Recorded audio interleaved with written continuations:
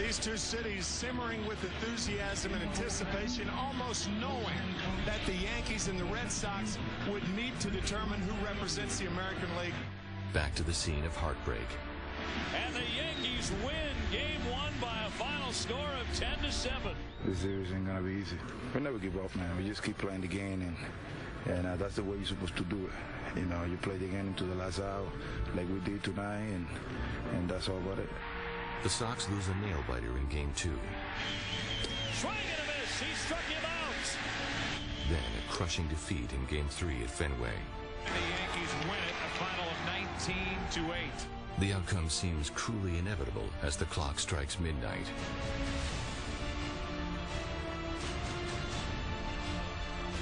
I remember David being really intense, but wanting the opportunity, and Millar kept us loose, kept yapping and yapping and yapping. I know you grew up a Red Sox fan, but don't count the Sox out.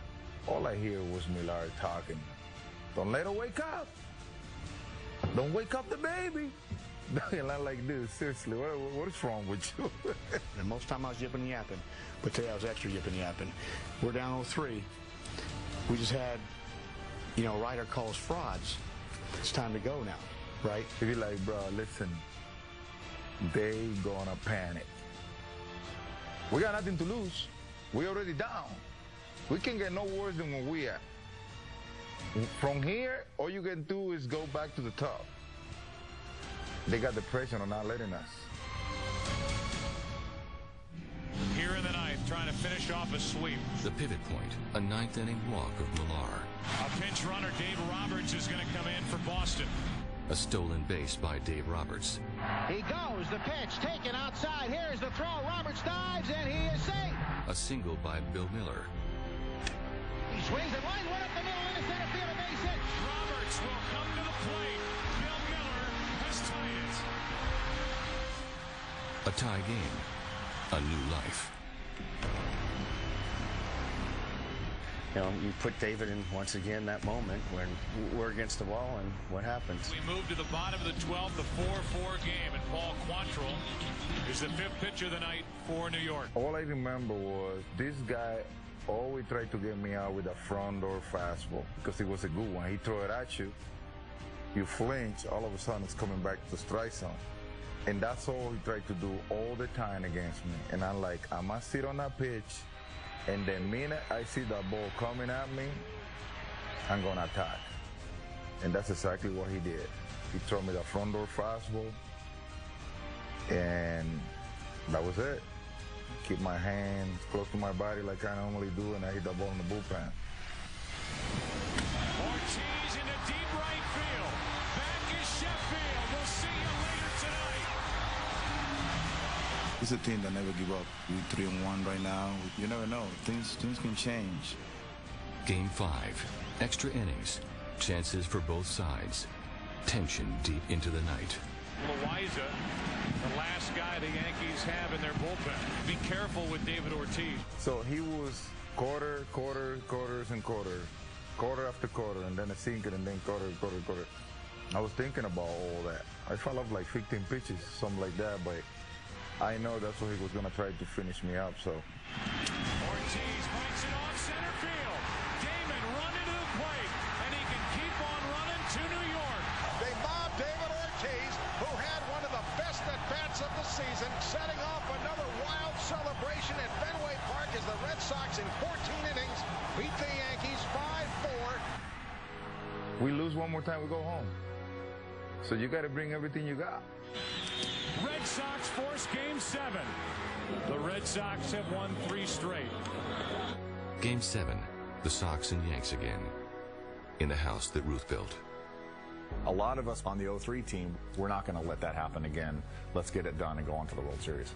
I can never stop talking about this one reporter from the Dominican that he walking into both of the clubhouse right before the game started, and he sent me a message telling me, you guys are going to win the whole time. Following that, asking, how do you know that? It was like, well, I walked into both clubhouse before the game even started.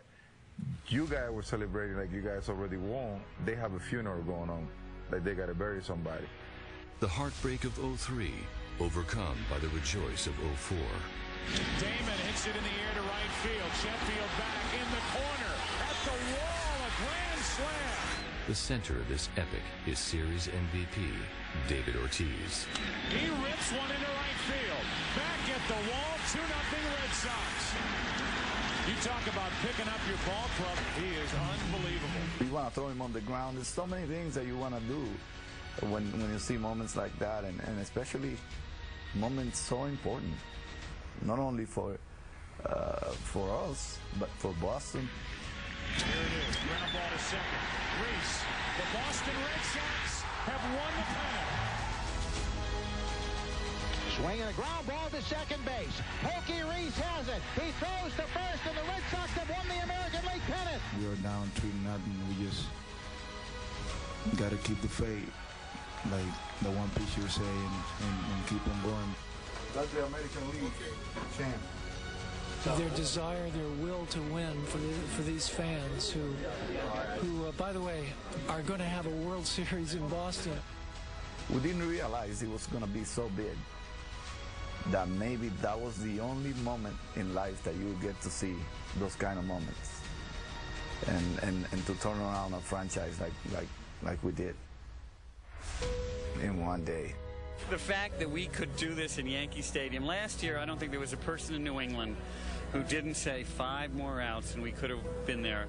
All I can say tonight is we exercised a lot of ghosts.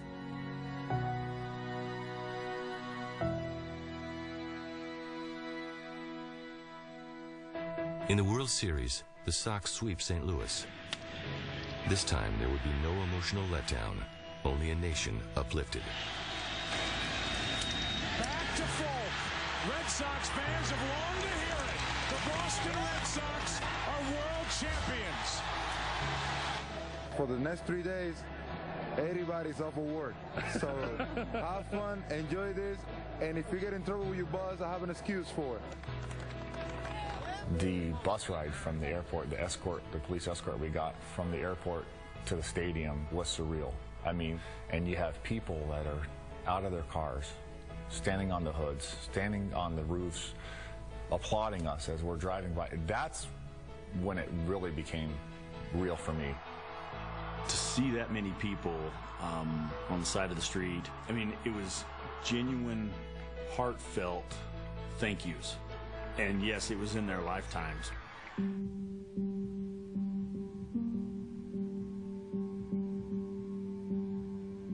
Listen, there was a guy that he took me to see his whole family grave in a cemetery not too far away from here. And he got me signing jerseys and put it all over their parents that never got to see the Red Sox winning a World Series. That's one of the things that kind of hit me the most, because I never thought it was that deep. I know when you haven't won in a long time how bad it can be, but when you just get there, you don't get it until you face reality.